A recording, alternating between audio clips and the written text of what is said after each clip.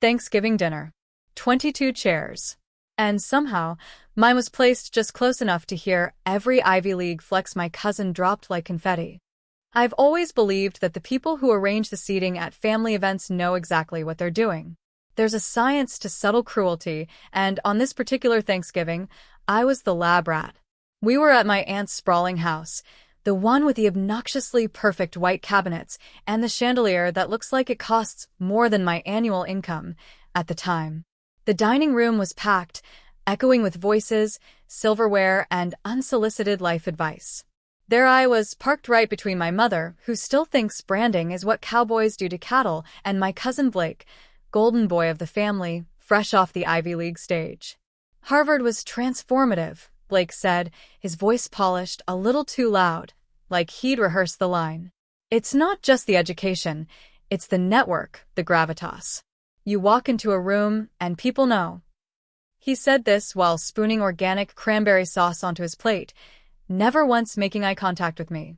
He didn't have to. His words weren't aimed at me, they were aimed above me. I smiled like a woman trying not to chip her own teeth from clenching too hard. My aunt, his mother, beamed like she'd birthed a Nobel laureate instead of an unemployed finance bro. You know, she said, turning to me with all the grace of a sledgehammer, you should really take notes from Blake. That's what success looks like. I nodded politely, even though I could feel the mashed potatoes turning into cement in my throat. Oh, I'm doing fine, I said, my tone breezy, disarming. And that's when Blake chuckled. That low, pity-laced chuckle. Like I was an enthusiastic child showing him my macaroni art while he unveiled a marble sculpture. Still doing freelancing, he asked. There was a pause. Not from me, my jaw was clenched too tight to respond, but from the table. The kind of pause where people politely sip wine because they don't want to be dragged into the awkwardness. Freelancing. As if it were a euphemism for being unemployed. As if the multiple contracts I was juggling weren't real work. As if waking up every day to build something out of nothing made me the punchline to a joke I wasn't even invited to understand. And then came the real kicker, from my mother no less. You know, sweetie, she said with that familiar inflection that meant I was about to be insulted gently, Blake has such a structured life. You could use some of that. Stability. Direction. Stability. Direction. Two things I had in abundance, they just didn't look like what they imagined success should look like. I wasn't in a pantsuit. I wasn't quoting professors. I wasn't dining with venture capitalists over oysters. I was working 16-hour days from a one-bedroom apartment, leading brand turnarounds for clients who paid me in invoices, not compliments. But none of that was visible. Not from across the table. I laughed quietly and reached for the wine. The rest of dinner was a blur of turkey, passive-aggressive praise, and Blake detailing the time he dined with a senator, a story I'd already heard 3 times. And as the plates were cleared and dessert was served, I realized something. They hadn't just underestimated me. They'd erased me. But that's the thing about underdogs. We don't bark. We build. I spent the rest of the night chewing on cold turkey and colder truths. I drove home in silence. No music. No podcast. Not even the soothing hum of the heater to soften the edges of the night. Just the sound of my own jaw clenching and unclenching, and the occasional blink of my blinker echoing in the void like an apology I'd never get. I'd packed a to-go plate, because I'm still polite, apparently, but when I got home, I didn't warm it up. I just sat cross-legged on my living room floor, chewing slowly through a pile of dry stuffing and regret. Somewhere between the soggy green beans and the too-sweet pie, I started replaying the dinner, word for word, as if I could rewrite it just by remembering it enough. But it wasn't just that dinner. It was every dinner, every holiday, every graduation party, every Sunday brunch where Blake was the blueprint and I was the sketch they kept redrawing. I could still hear my aunt's voice from 2 Easters ago. She's just finding herself. She's got such potential. Potential? My least favorite compliment. The kind people use when you haven't failed publicly enough to be pitted, but haven't succeeded loudly enough to be taken seriously. Truth is, I'd been finding myself for years. Through ramen-fueled all-nighters, missed rent deadlines, and client calls at 3 a.m. Because building a business from scratch doesn't come with a syllabus. No GPA. No spring break. No alumni network waiting to catch you if you fall. But none of that mattered. Not when your cousin has an Ivy League crest on his LinkedIn banner and a last name that glows under fluorescent family pride. I looked around my apartment. It wasn't big. It wasn't pretty. But every corner was mine. Every chair, every curtain, every cup of instant coffee had been earned, not gifted. And that meant something. Just not to them. They didn't see the nights I stared at pitch decks until my eyes burned. Or the client calls I landed after 10 rejections. Or the moment I cried into my cereal because my first invoice cleared and I realized I wouldn't be evicted after all. No, to them I was the family free spirit, the artist, the one who'd figure it out eventually. And that's when it hit me. I didn't want them to see. I wanted them to feel it. I wanted them to realize the truth without me having to explain it. Because the most satisfying revenge isn't loud. It's silent success. I pushed the plate aside and opened my laptop. My inbox was full, 3 client queries, 1 brand audit request, and a reply from a Fortune 500 exec I'd pitched a week ago. And just like that, the aftertaste of Thanksgiving turned sweet. I didn't start working harder. I just stopped trying to prove I was. People think revenge is a single, theatrical moment. A mic drop. A public takedown.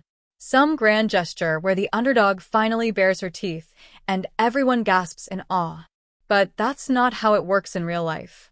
In real life, revenge is a 16-hour workday, a cracked phone screen from too many emails, and a fridge full of takeout boxes because there's no time to cook when you're busy building an empire no one believes exists. While Blake was posting hashtag Throwback Thursday photos of him and his Ivy League dorm buddies, I was combing through 3-hour Zoom meetings with clients who paid in visibility first and results later. While my family was sending him graduation gifts, I was bartering services just to get my first website launched. No applause. No LinkedIn congratulations. Just me, my laptop, and the constant hum of imposter syndrome whispering, they might be right. But every time that voice got too loud, I opened my bank app.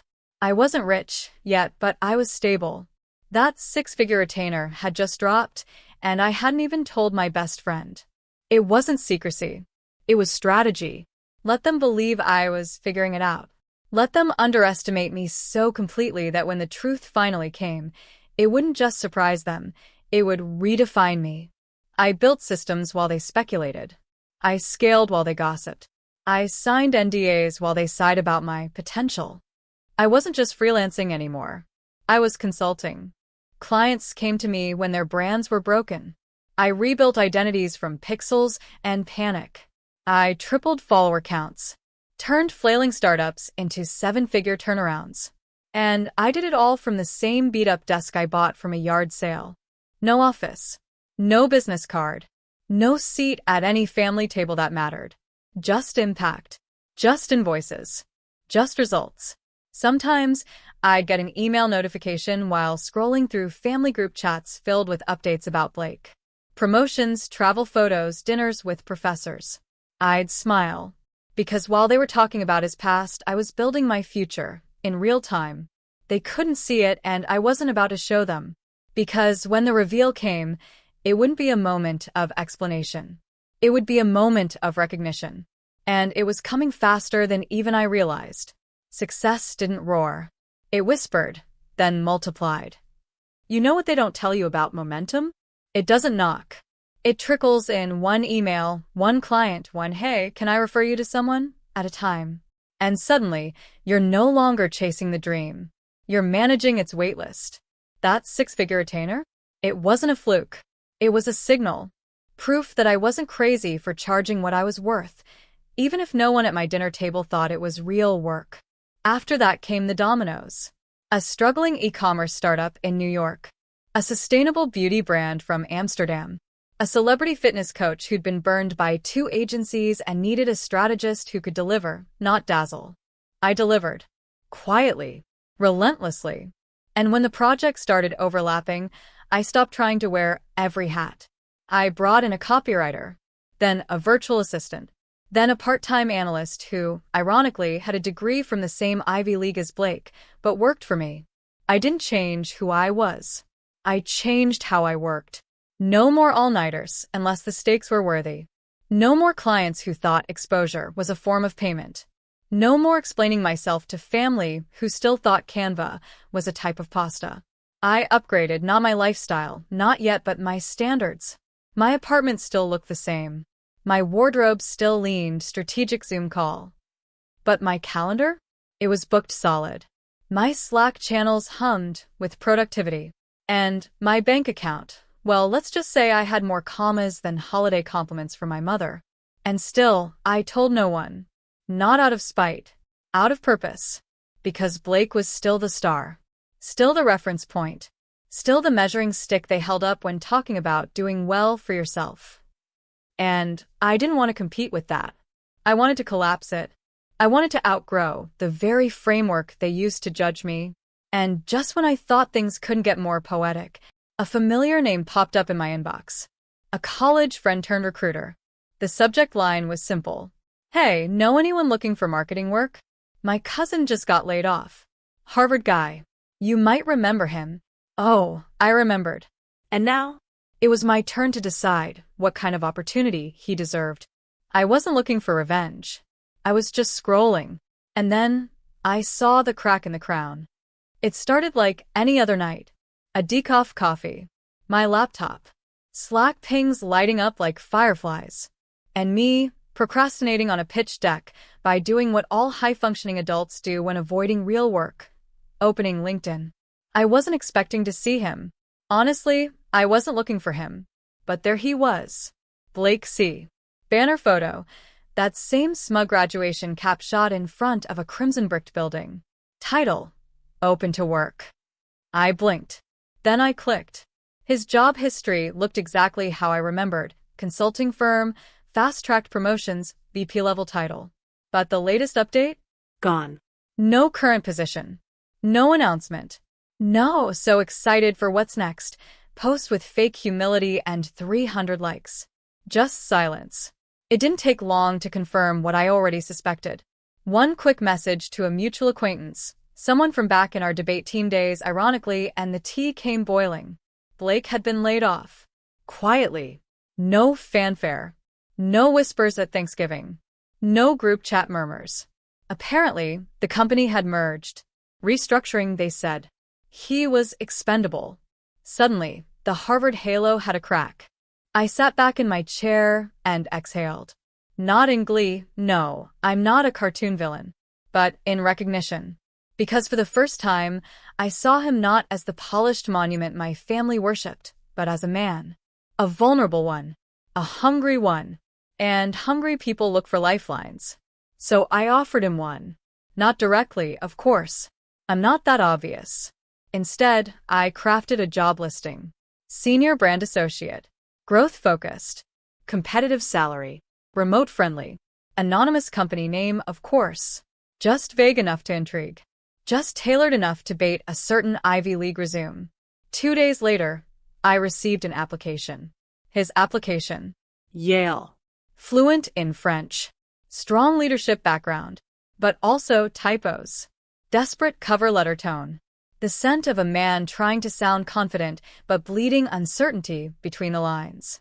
I read it 3 times. Once for professionalism, once for amusement, and once because I couldn't believe the universe had handed me the setup on a silver platter. No cranberry sauce needed. I swirled the wine in my glass and whispered aloud to no one. Let's see how well you take direction, cousin. If you've ever had someone overlook your grind, only to need you later, this one's for you. Like and subscribe if you've ever dreamed of turning the tables. Sometimes, the sweetest power move is hiring someone who used to think you were beneath them and letting them figure it out on their own. I read his resume again, just to savor it. There was something strangely satisfying about seeing it all laid bare. His credentials, his phrasing, his desperate attempts to sound like he was still in control of the narrative. Even the layout felt like it was trying too hard. I could tell he hadn't updated it in a while. Probably assumed he wouldn't need to. After all, people like Blake don't apply for jobs, they're offered them. Or so the myth goes. But now? He was applying like the rest of us. No referrals. No Harvard backdoor magic. Just a digital resume and a little hope. And the job I'd posted? It was real. Fully funded. Fully necessary. I wasn't about to burn money on a fake listing. But the timing of the role? The tone of the description? The anonymity of the company? All hand-tailored to make one very specific ex-Ivy League darling think, this might just save me. And it would. Just not in the way he expected. I set up the interview. Not in person, of course. He didn't know I owned the agency. The company name was masked by our holding firm. I wasn't the contact listed. That role? My assistant played it flawlessly. Instead, I watched the interview like a producer watches an audition tape. Camera off. Muted mic. A ghost in the Zoom room. Blake showed up with a blazer and a subtle desperation in his eyes. He smiled like he'd been practicing in the mirror. His voice was rehearsed, warm, polished. But he didn't recognize the assistant conducting the interview, my assistant, because in Blake's world, people in support roles are furniture. Invisible. Interchangeable. The questions were standard. The answers? Predictable. He tried to insert a few subtle boasts. In my last role, I spearheaded a pivot that increased lead generation by 38%. I was often the youngest in the room, but I learned fast. I'm passionate about thought leadership. Buzzwords. Air. I took notes the whole time, sipping coffee from a mug that said CEO vibes only. Because at that moment, I didn't just own the job he was applying for. I owned the narrative, the table, the whole damn dinner party. When the interview ended, he smiled nervously and said, I hope I get to meet the founder soon. Seems like a sharp operation. I grinned. Oh, you will, I whispered unheard. We sent the offer the next day. Competitive salary. Flexible hours. Great benefits. He accepted within 24 hours. Of course he did. He thought this was the break he'd been waiting for. But I already knew. It was the lesson he'd been avoiding. He walked into my office like he still owned the world. Too bad I'd already bought the deed. The morning of his first in-person interview arrived like a scene I'd storyboarded in my head 1,000 times. Except this wasn't fiction. This was Blake. My cousin. My walking comparison chart. My family's golden standard of success, walking straight into my building, looking for validation. And he had no idea whose name was on the lease. I watched from the hallway security feed first. Yes, I'm that kind of CEO. He walked in dressed to impress. Crisp navy blazer, perfectly combed hair, that practiced expression of corporate humility. The receptionist welcomed him with a polite nod, pretending not to recognize the name. She was in on it, of course. Everyone was. My whole team had been briefed with military precision. This wasn't just an onboarding. This was performance art. We scheduled him for a final executive interview via Zoom. The angle was deliberate. Anonymous founder. Pseudonym profile. Black screen. Voice filter. Just enough distortion to keep the illusion alive. He thought he was meeting the company's mysterious power player, the elusive head strategist who built the agency from scratch, which, to be fair, was true. Instead, he got me. But not as me. Not yet. I watched him fidget slightly in the chair across from the empty conference screen. He straightened his collar twice. He looked around like he expected sleek tech bros and corner offices. Instead, he got sleek systems and zero egos. When the Zoom call connected, I activated the voice modulator. Didn't need much. Just a few tweaks to make me sound like a corporate chimera, neutral, enigmatic, omnipotent. Mr. C, thank you for coming in today. I've reviewed your resume. Impressive background. He leaned in, instantly flattered. Thank you. I'm very excited about this opportunity. Tell me, what made you apply? He paused.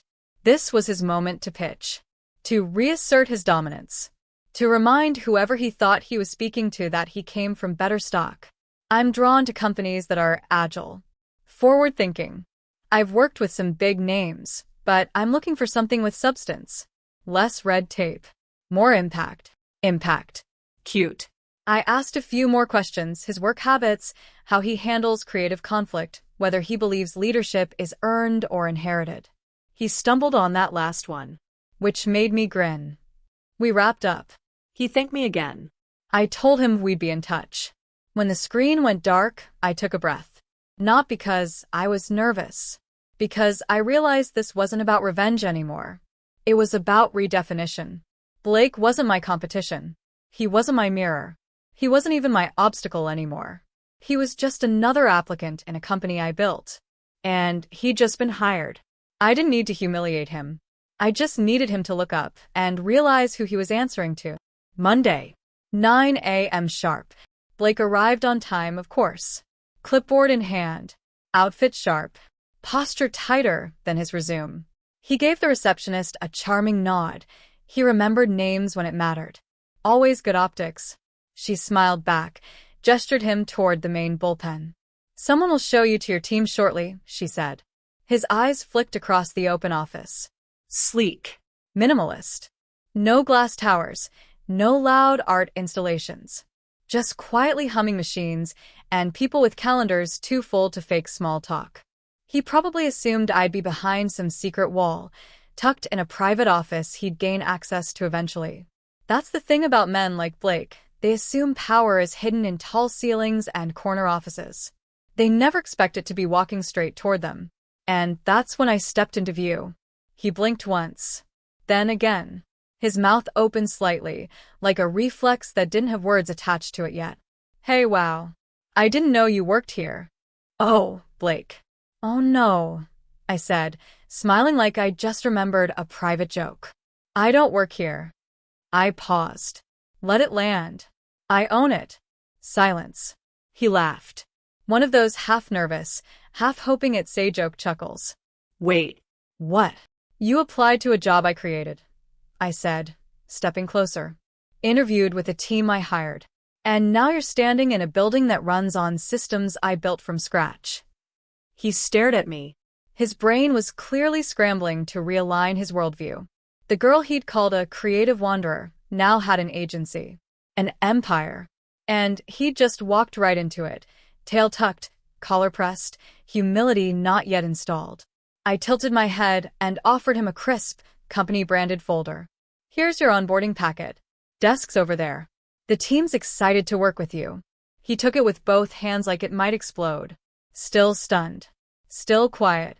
This is real, he finally asked, voice smaller now. As real as Harvard debt, I said, walking past him. No malice. No mockery. Just a woman with places to be, and a cousin finally learning the difference between pedigree and power. I didn't belittle him. I briefed him. And that's far more dangerous. His first few days were, well, quiet. Blake kept his head down. He asked a few questions, took a few notes. I watched him from my office, the cornerless one with glass walls and nothing to hide. He didn't cause a scene. Didn't challenge me. Didn't even bring up the elephant in the agency, which in hindsight was wise. Because I didn't want him to squirm. I wanted him to learn. I assigned him to 2 clients, mid-tier brands with complex problems and no time for fluff. One was bleeding revenue from poor retention. The other was losing trust due to a tone-deaf launch. Neither would be impressed by name-dropping Ivy League professors. So I gave him tasks. Small ones. But surgical. Analyze bounce rates and build a narrative from the numbers. Map out email drip campaigns. Research influencer archetypes for micromarket alignment. Stuff he'd once considered beneath him. Execution-level work. But I knew something he didn't. You don't lead well until you've understood the trenches. The first time he submitted a deliverable, it was fine. Tidy format. Nice phrasing. Zero edge. It read like someone who wanted to be liked by a hiring committee. So I returned it with a single comment. Try again. This time, tell the brand who they are. No further notes. No criticism. Just clarity. And he did try again. Because now he understood this wasn't a favor. This was a meritocracy. And no alumni ring would punch his ticket here. Week 2, I handed him a strategy memo I'd written years ago. He read it twice, looked up, and said, "This is brilliant. You wrote this." I leaned back in my chair. Why? Didn't think I could form complete sentences? He flushed. To his credit, he didn't deflect. He nodded. No. I mean, yeah, I guess I underestimated you. I didn't reply. I just went back to typing. Because acknowledgement isn't the goal. Integration is. And over the next few weeks, I watched the change. He stayed late without being asked. He took notes during calls. He pushed back in Slack, not arrogantly, but insightfully. And one day, while we were reviewing a brand audit together, he said, "You know, I think I finally get what strategy actually is." I glanced up. "And what's that?" He smiled, a little sheepishly. "It's not about sounding smart. It's about making someone else feel seen." Bingo. Maybe Harvard taught him to impress rooms. But I taught him to read them. Same house. Same table. But everything tasted different when they were the ones swallowing pride. Thanksgiving, again. Funny how a year can feel like a century when you flip the script. Same sprawling suburban house. Same chandelier swinging like a smug crystal halo over a table full of familial judgment. But this time, I didn't sit at the kids' end of the table. I didn't have to rehearse small talk or field career questions like I was being interviewed at a high school job fair. This time, I was ushered in late, with a glass of wine already in hand, wearing an outfit that whispered effortless money. Minimalist. Sharp. I didn't need logos anymore. I was the brand. I could feel their eyes clocking every detail. The posture. The confidence. The fact that I didn't flinch when someone mentioned career moves. And then came the moment. Blake walked in, trailing behind me, a little unsure, trying not to look awkward in front of relatives who hadn't seen him since last year's Ivy League parade. "Is that?" my aunt started to whisper. I cut in smoothly, almost offhand. "He's part of my team now. We're doing some exciting brand equity work together." The room paused. Not silent, just startled. My mother, bless her vintage pearls and eternal need for decorum, blinked twice. "He works with you?" "For me?" I corrected gently, with a smile that could slice a roast. Blake stayed silent, respectful. He didn't puff his chest or play it down. He simply gave a quiet nod. My uncle, ever the instigator, chuckled. Well, tables really do turn, huh?" The whole meal felt different. Every compliment, every question now came laced with curiosity, not pity. They weren't trying to make sense of me anymore. They were trying to place me. "What exactly is it you do again? Is it like digital stuff? You must be really good at what you do to grow so fast." I just smiled and sipped my wine. They didn't deserve the details. Only the outcome. And as dessert was served, and someone brought out the family trivia cards, I noticed something else. No one mentioned potential. No one offered unsolicited advice. No one uttered the word Harvard. Instead, they looked at me like a question they didn't know how to ask. And Blake? He sat across the table, laughing politely at a joke our aunt told, eyes flicking to me every so often, not resentfully, but thoughtfully. Like he finally understood that this wasn't some twist of fate. It was a recalibration of power, of respect, of narrative. And that, dear viewers, is when they start to get it. But we're not done yet. The best is still coming. Stick around.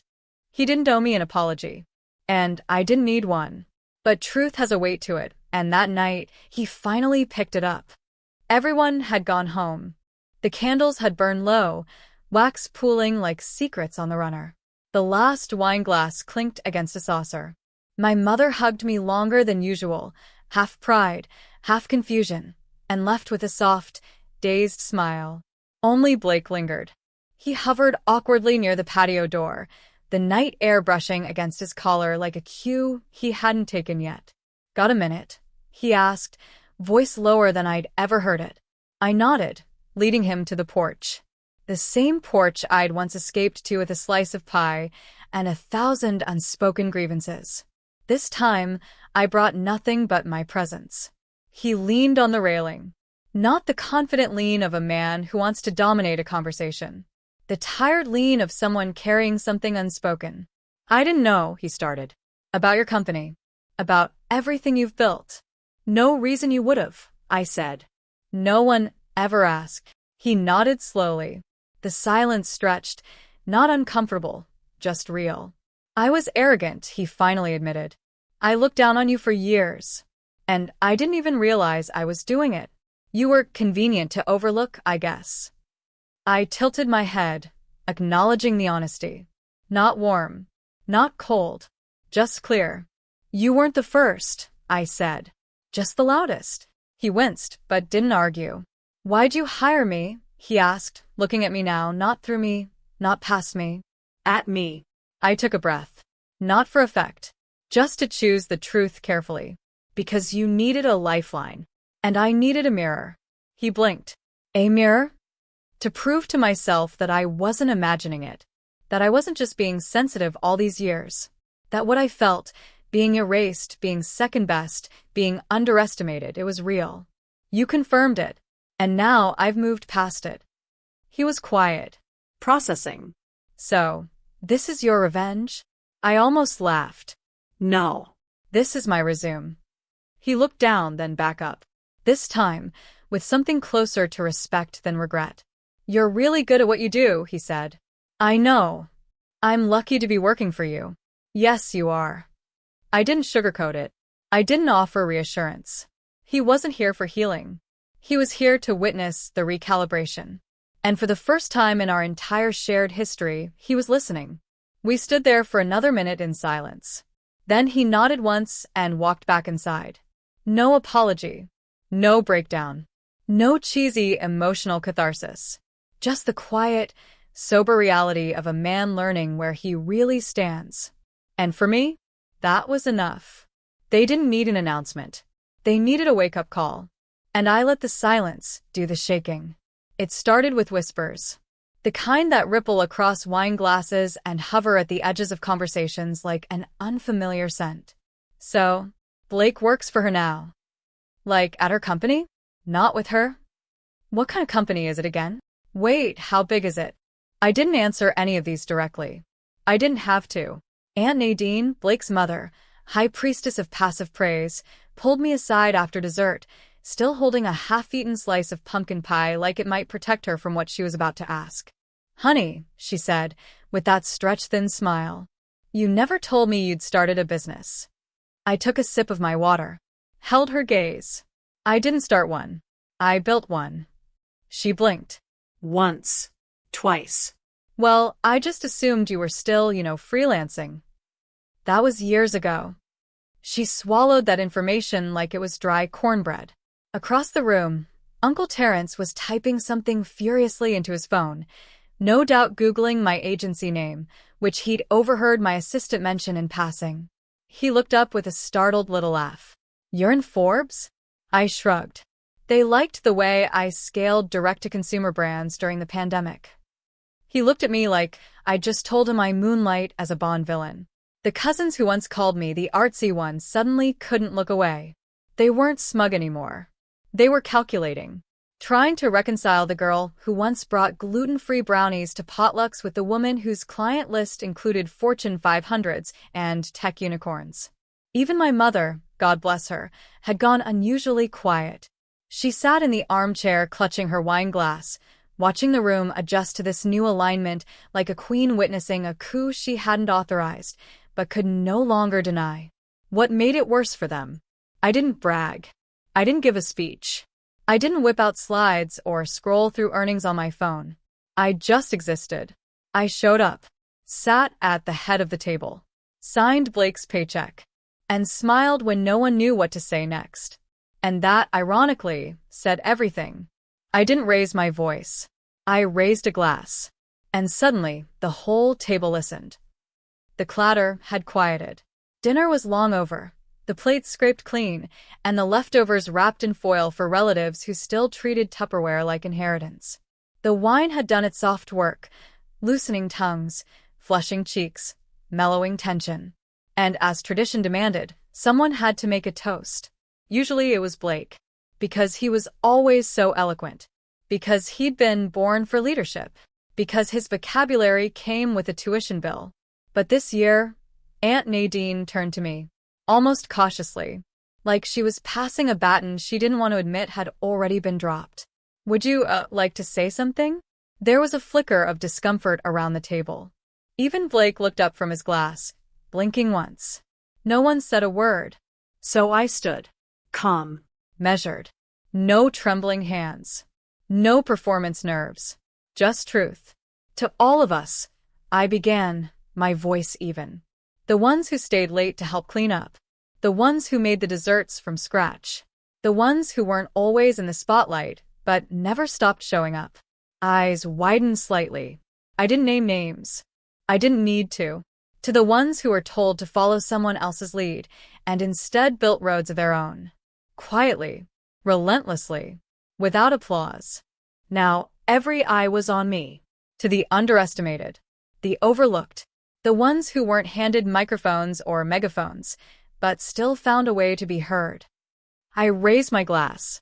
We don't need to be anyone's shadow. We never did. There was a pause. A ripple. You could feel it, the shift. Aunt Nadine's fork was frozen midair. My mother stared down into her wine, like it might rewrite her memory. Uncle Terence gave a low, surprised nod like he'd just seen a ghost with a business degree. And Blake? He raised his glass too. Quietly. No smirk. No smugness. Just understanding. Maybe even respect. The room echoed with the soft clinks of crystal meeting crystal. No applause. No follow-up toast. Just a silence that meant something had finally landed. Not because I'd demanded it. Because I'd earned it. He didn't grovel. He worked. And that said more than any apology ever could.